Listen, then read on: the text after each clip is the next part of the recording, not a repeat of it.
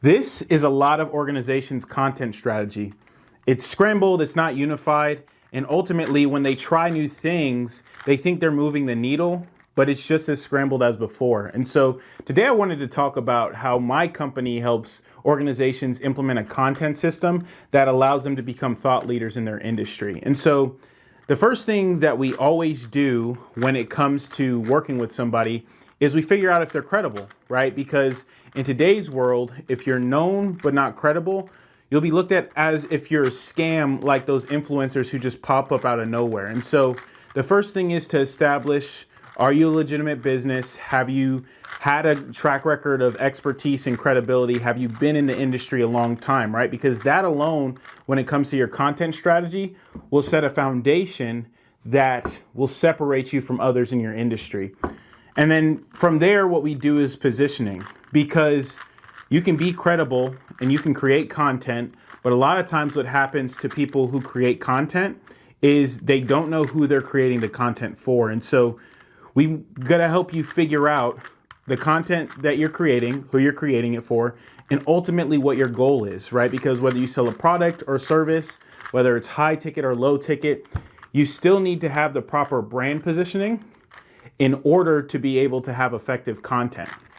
From there, what we'll talk about is the type of content that you're going to create. And I always tell people, when it comes to creating content, there's three areas that we focus on. Expertise, which is the value proposition and the ability to separate yourself in your industry from others, because they won't have your stories and your personal experiences. There's FAQs, which are frequently asked questions, which focus on educational content.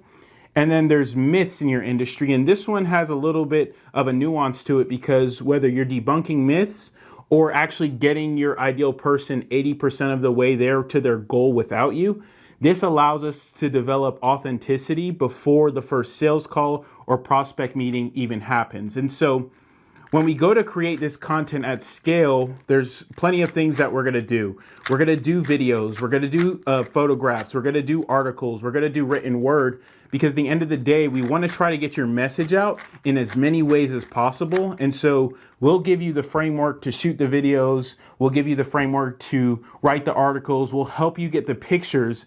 That way you can make your message known. And so from there, it becomes a distribution play, right? It's how do we get the content that you're creating on the right platforms? And going back to brand positioning, it all comes down to which platforms is your ideal person on, whether it's Facebook, Instagram, YouTube, or LinkedIn. We're going to put the content where your ideal person is.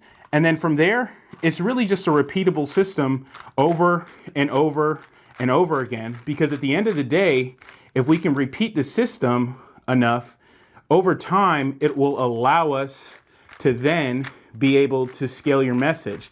And I think that's where a lot of people don't realize that content creation is so powerful, is once you do it once and you have a system, you can continue to do the same thing over and over again until you have a unified final result that helps you reach your ideal audience. Just like the cube, there's a system, but if you don't take action, it doesn't mean anything. And in today's marketplace, it's not about being the best. It's about being the best known. Because if you're the best known and you have a great product already and you're credible, sky's the limit to what you can achieve.